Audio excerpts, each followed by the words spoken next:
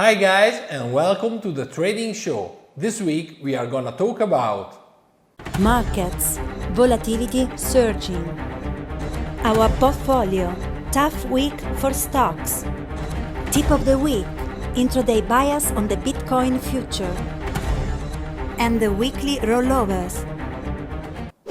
And if you are interested in systematic trading, then subscribe to our channel.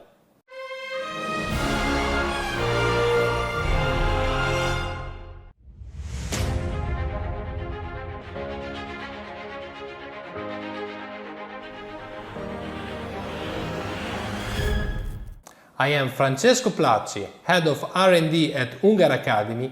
Let's start from the market overview to see together what happened during the week.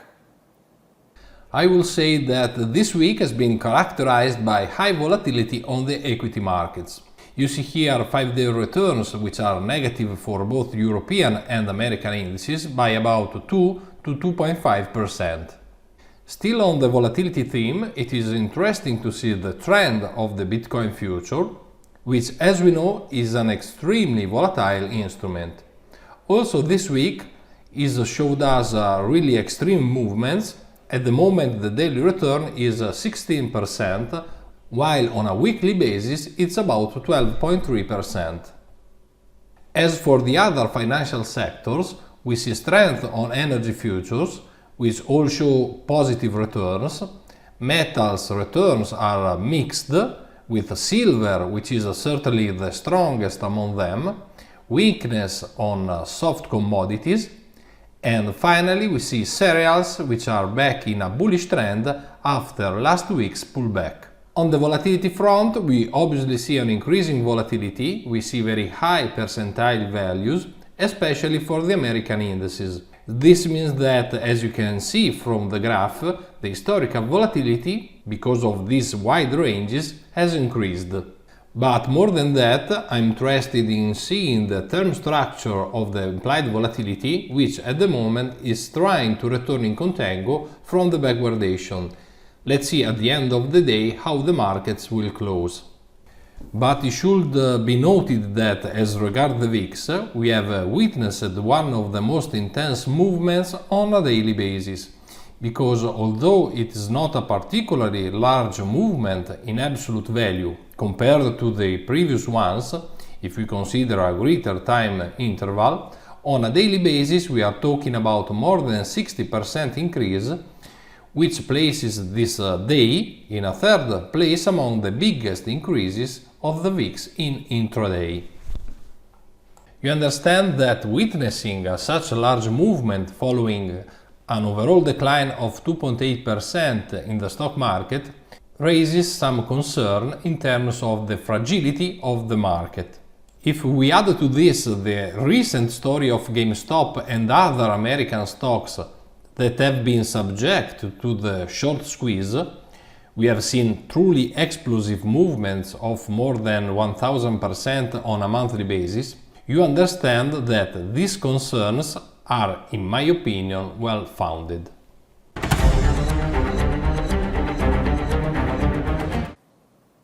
After seeing some key statistics on financial markets, and given the fact that automated traders also use this data to build their trading strategies, as usual, we will now take a look at our portfolio of trading strategies to see how systems have reacted to current market conditions. Hi guys, from Alessandro Danos, and welcome to this new appointment with the analysis of our portfolio. This week, unfortunately, I have to talk about some stop losses. We had some difficulties during the last week, in particular on the S&P Futures 500. And we will see two strategies that they are long only. And of course, due to this high volatility, performed bad during the last week. But also we will see that not every stop loss is an awful thing. But in some cases, like this week, the stop loss may help in reducing drawdowns. And we can start from this strategy that entered on this fade breakout of the S&P 500. As said, the strategy is long only, so it entered long. And at a certain point, the market made an enormous spike. We can see it here, and because of this spike, the strategy took the stop loss of around 20 points, and then the market continued its downside move for almost 30 points. And so we can say that we had, of course, a stop loss of $1,000, but on the other hand, we had a smallest drawdown if compared with the S&P 500. Of course, this strategy that had performed has performed well during the last year now is facing a drawdown because I believe of this volatility. But these type of situation are very common for trading systems, and of course is something that could happen. Now we can move to the next strategy that is on the S&P 500 too, and we can see that also this system took a stop loss in the day of yesterday, where the market had a very big collapse. We can see it here. Now we are on the 5 minutes chart, and this strategy is a reversal strategy that enters on the, we can see it here, the low of yesterday with a limit order. So the strategy entered on this level, and after one of two bars, 3 bars, the strategy took the stop loss of around $700. And then the market continued its collapsing. And so also here with this strategy we can see that the stop loss protected our capital from a very big drawdown, because we can see it here, the range of the day was over 100 points.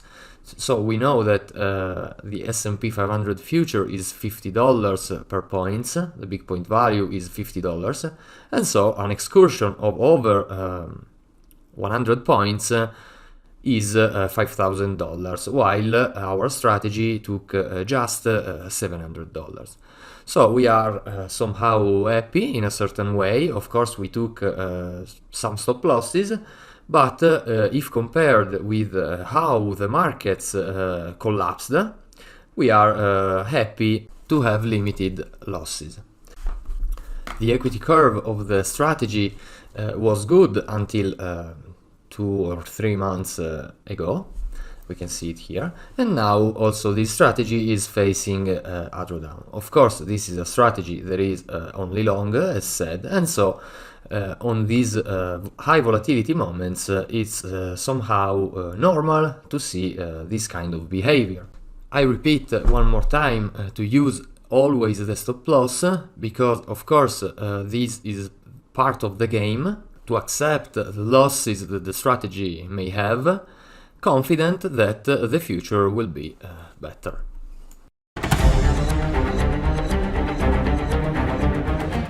Hello everyone, and welcome back from Andrea.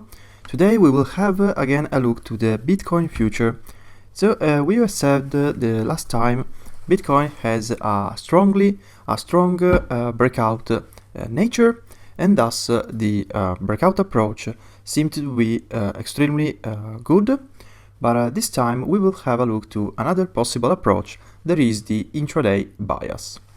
So what we will do is to try to see if there is a sort of trend of different trends into the same trading session, and if those different trends seems to be related to the trading hours. So what I've done here, I have just simply optimized an input just to discover what is the average tendency, so what is the average trend for every hour into the trading session. And here it seems there is a sort of long bias phase from 4 or 5 a.m. and it seems to last until the end of this bar. So I would say until the opening time of the bar that opens at 6 p.m. And from here, so from 6 p.m., it start a sort of bearish trend instead, and it seems to last until 3 or 4 a.m. So just like here, just until here. So what I've done finally is to configure this kind of input into the same strategy but in another chart, and these are the results.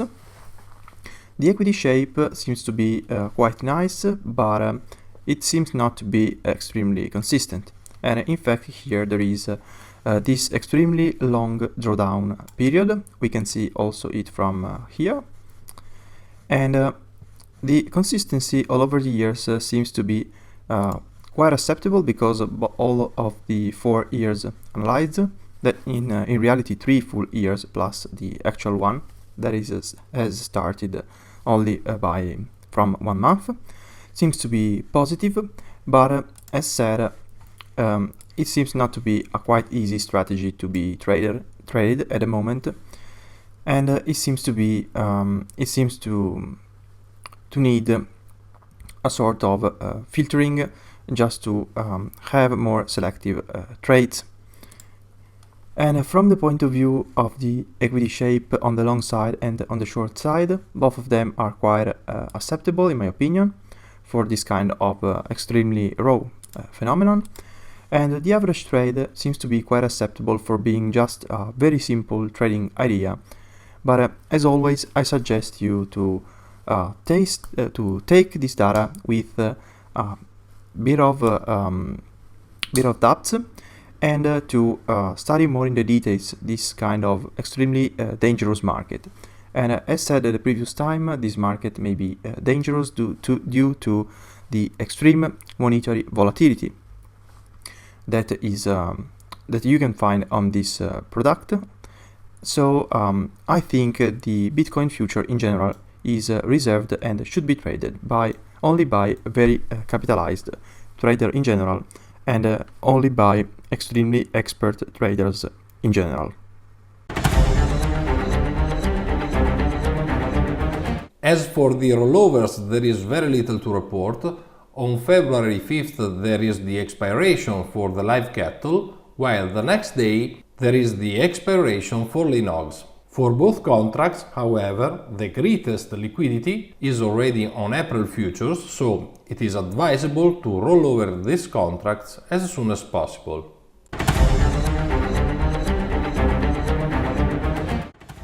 Well guys, so if you want to learn how to build trading systems like Andrea Unger, the only 4-time trading world champion with real money, go ahead and click on the link below. You will be able to pick a date and a time for a 45-minute call totally free with one of our tutors. We will talk about your current situation, what you are doing in trading and what you would like to do instead.